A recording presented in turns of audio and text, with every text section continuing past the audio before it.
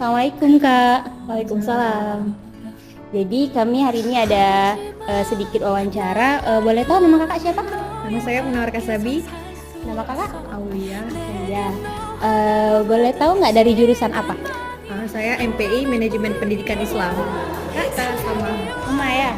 Oh, jadi boleh tahu nggak apa alasan masuk ke UIN? Kalau saya memang niatnya dari SMA untuk masuk UIN karena kan saya bukan asli orang Banda gitu ya.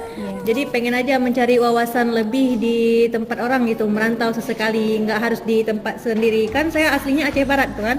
Di sana ada juga universitas, tapi saya lebih tertarik untuk merantau, untuk mencari pengalaman baru di tempat orang.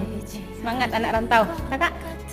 Kalau saya lebih ke UIN kan itu lebih berbasis Islam gitu ya. Karena saya dulunya juga pesantren, jadi biar nggak terputus gitu aja. Misalnya saya masuk kampus luar yang nggak berbasis Islami itu